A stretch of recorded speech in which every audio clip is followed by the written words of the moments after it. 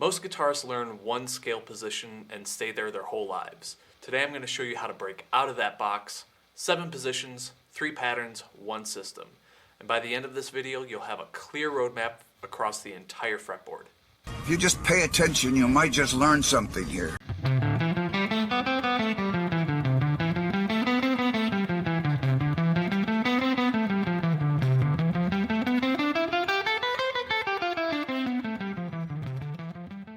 Hey everyone, I'm Hanson with Level Up Your Guitar. Scale chart for this video is in the description. Private lesson link is below as well. Let's get into it. So here's what I see all the time with intermediate players.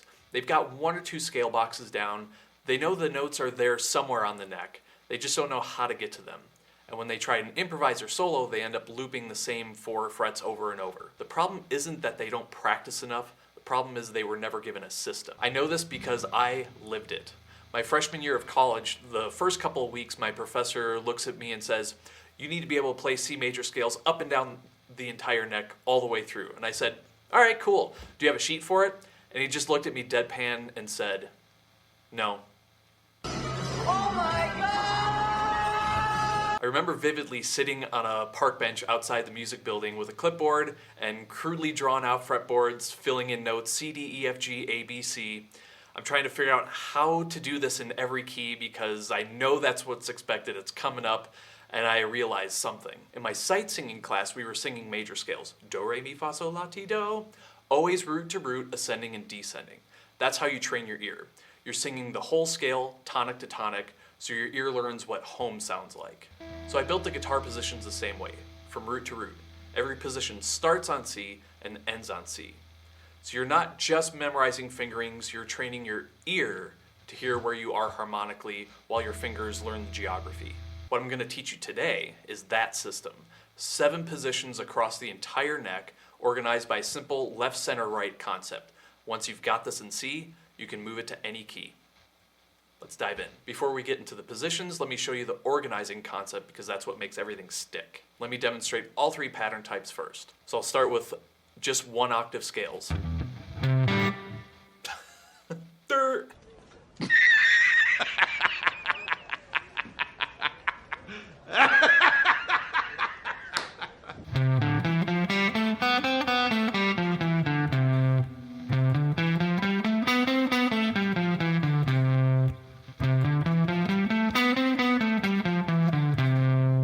So think about driving up to an intersection. You've got 3 choices. You can turn left, go straight, or turn right.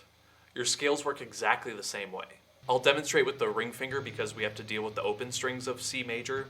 Generally, it's going to be the pinky in any other key. So when your pinky or your ring finger in this instance lands on the root note, the rest of the pattern falls back towards the headstock, to your left.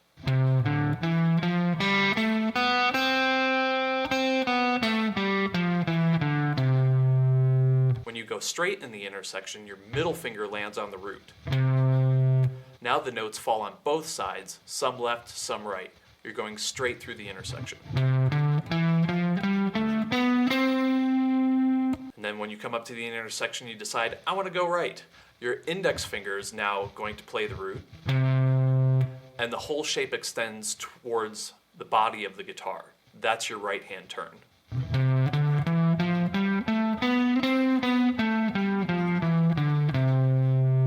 So we have 3 directions.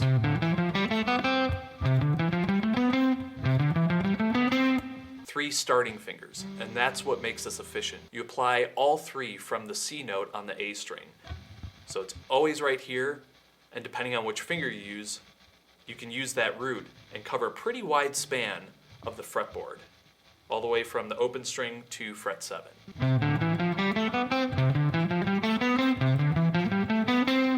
And I want to be upfront about something. These positions are intentionally streamlined. They don't include every available note in each area of the neck. But here's the reality. When you're actually playing, that could be soloing, improvising, writing a melody, you're generally not running the full fretboard or scale right in a row. You're working in focused phrases, usually 4 notes on adjacent strings. Real guitar playing lives in compact, connected moments, and these positions are built for that. So we can fill in the gaps later. For right now, fluency across the neck is worth more than completeness in any one spot. So let me walk you through each position now. So the first position starts on the ring finger, on the note C, on the A string 3rd fret. Then you'll play the D string open, then on the 2nd fret with the middle finger, ring finger on the 3rd fret. Now we go to the G string open, middle finger on the 2nd fret, B string open, and then 1st fret.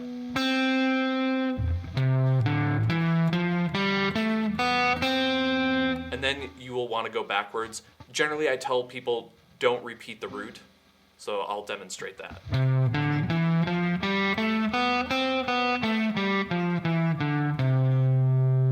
And same thing if you want to loop that over and over again, don't repeat the roots.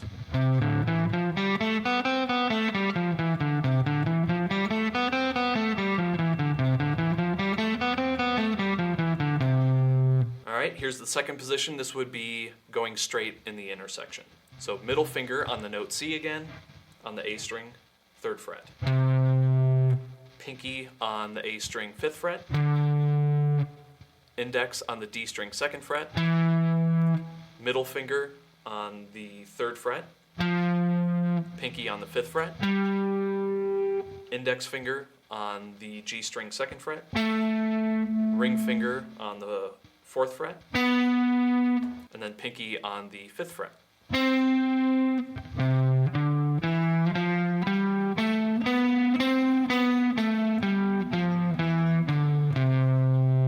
Now third position, or our right hand turn. Index on C again, on the A string 3rd fret. Middle finger stretching to the 5th fret, A string. Pinky stretching to the 7th fret. Then we go to the D string, fret 3 with the index. Middle finger on fret 5 again. Pinky on fret 7. And then on the G string, index shifts up to the 4th fret. And then middle finger on the 5th fret.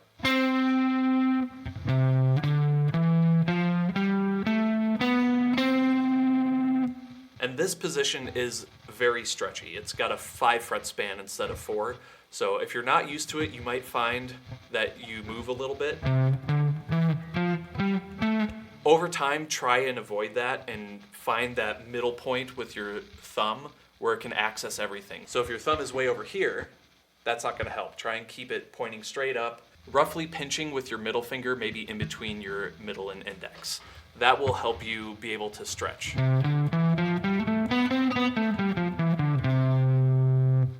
Next, I'm going to jump a big section of the fretboard here so we can do the final 1 octave scale. So in the beginning, we started with this left hand turn position in the open position. That started with the ring finger. Any other key, you're going to play that left hand turn shape position with the pinky. So we'll bop it up an octave. So our pinky is now going to start on the A string 15th fret.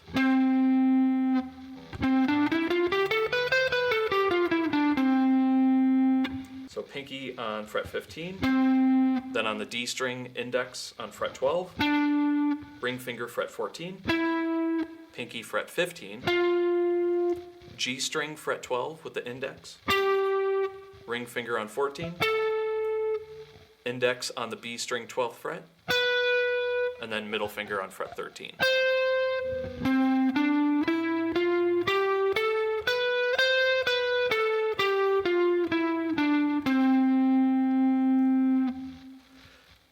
So when you look at the scale charts that you can download, you'll notice that those two shapes look identical, just one is offset by open strings, but any other key, you'll play it with the pinky starting.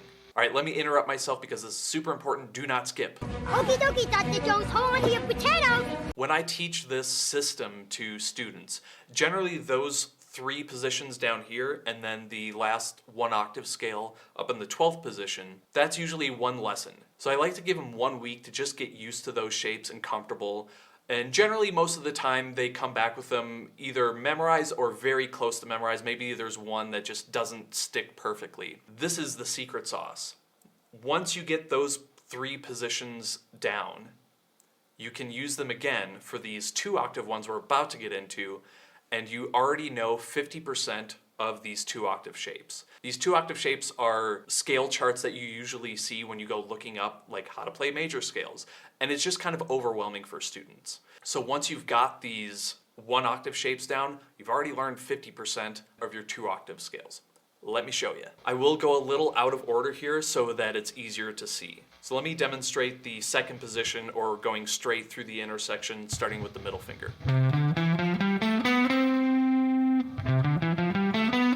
So we've got that one in our fingers. Now our 2-octave shapes, our root note C is going to be on the E string, 8th fret. So if you're already familiar with power chords and bar chords, you should know where the C notes are. So we're starting on the E string, 8th fret, and if I use the exact same pattern from down here, boom, there's 50% of your scale right there. And obviously it continues. But that system works across these, although there's a little bit of a break in the chain for the 5th position one. So now I'll go back in order and we'll go through each of these scales. So our left hand turn, where we started with the pinky,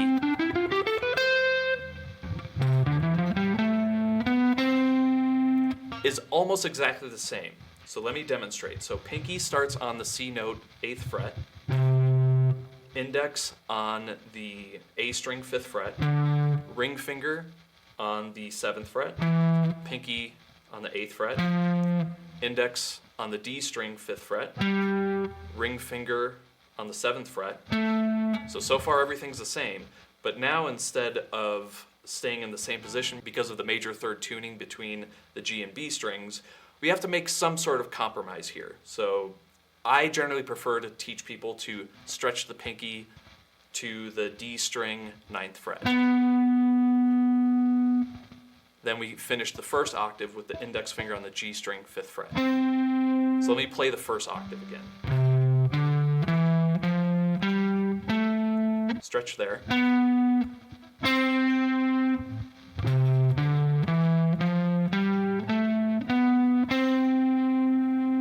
Now we get into the second octave. So I'll start again on C, 1 octave higher on the G string, 5th fret. Ring finger on fret 7. Now we go to the B string, 5th fret with our index. Middle finger on fret 6. Pinky on fret 8. Then index on the high E string, 5th fret. Ring finger on the 7th fret. And then pinky on the 8th fret. That completes our 2 octaves.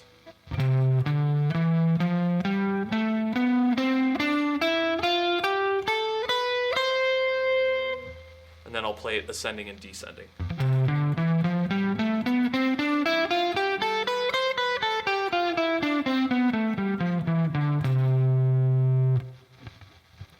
All right, on to pattern 2 in the 7th position, or you can call this going straight down the intersection. So again, middle finger on fret 8 of the low E string, pinky on fret 10, index on the A string, 7th fret, middle finger on fret 8, pinky on fret 10. Then we move to the D string, index on fret 7, ring finger on fret 9, pinky on fret 10. So that's our first octave, we're already used to that. Then index on the G string, 7th fret, ring finger on fret 9, pinky on fret 10 of the G string. Then we move to the B string with our middle finger on fret 8, pinky on fret 10, index finger on the high E string, fret 7, and then finish with middle finger on fret 8.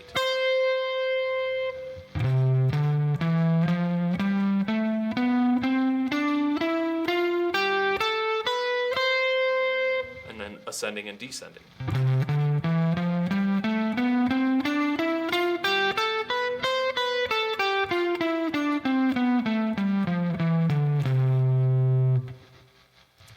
And the final position. This would be our right hand turn at the intersection, so that means our index finger is playing fret 8, again on the low E string. And remember, this is the stretchy pattern, so if you struggle down here, it should be a little bit easier up here where the frets are smaller. So index finger on the 8th fret of the low E string, stretch the middle to fret 10, pinky on fret 12, then the A string, index on fret 8, stretch the middle to fret 10, pinky, fret 12 again.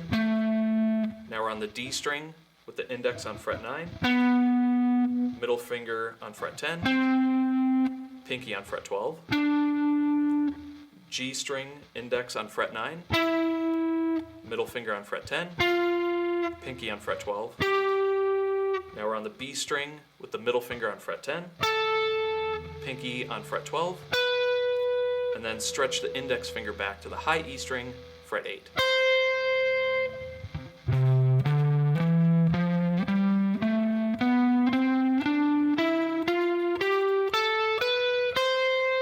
And then ascending and descending.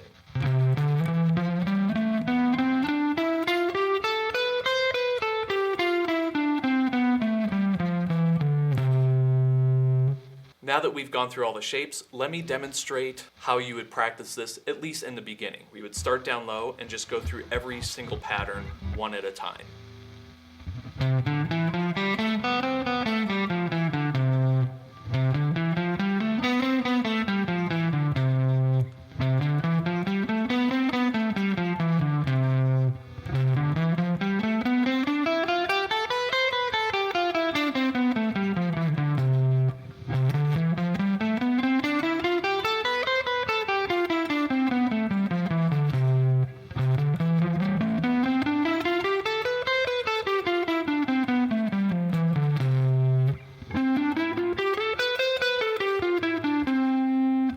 Alright, here's how I want you to practice this, and it's probably not what you'd expect.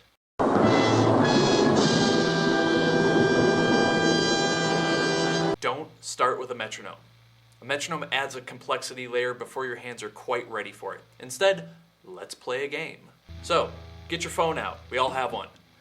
Set a stopwatch. Play all 7 positions, root to root, start to finish, and time yourself. Here are your benchmarks, and I tell this to my students all the time once they're on week 2 and they're playing all 7 positions. So when you take your time and you just focus on the 4 one-octave shapes, you should be able to play those in the very first time, around 3 minutes. If you're really comfortable with them, maybe 2.5 minutes. And then once you're doing all 7 positions, again, if you can keep those around 2 minutes, that's a really good start. Then I hand out imaginary bronze, silver, and gold medals. So under 1 minute, that's a bronze. Once you're at 45 seconds, that's silver, and anything 30 seconds and under, that's a gold time. That's very good. When you hit 30 seconds, something magical happens.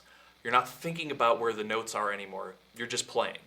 And that's when you can bring in the metronomes to start working on rhythmic precision and speed.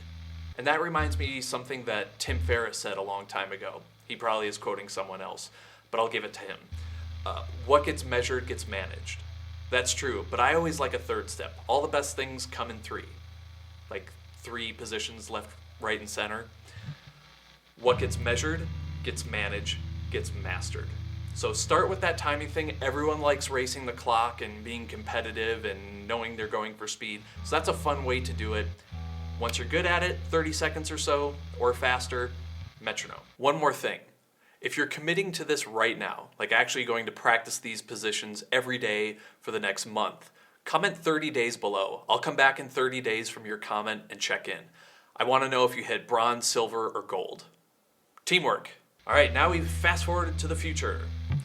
You've got all 7 positions. You're hitting gold on the timer.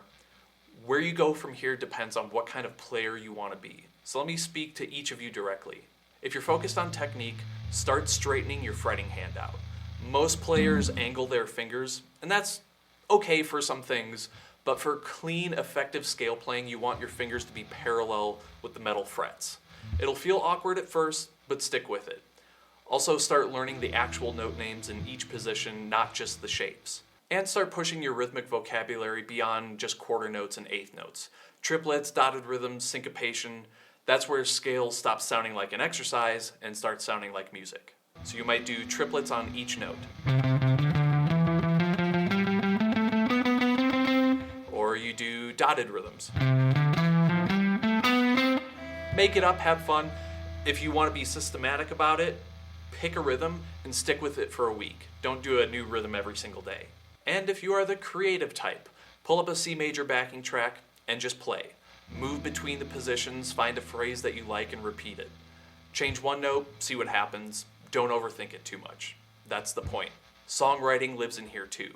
And C major is one of the most common keys in pop music for a reason. These 7 positions are your raw material. And if you are a theory junkie, start with intervals, the distance between each note, the scale formulas.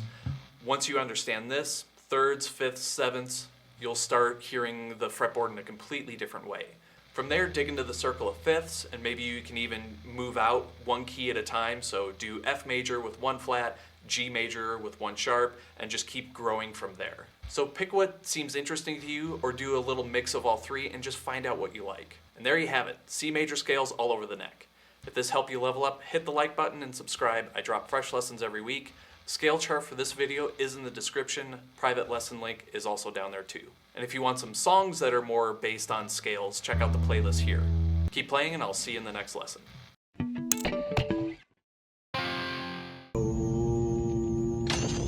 Ray.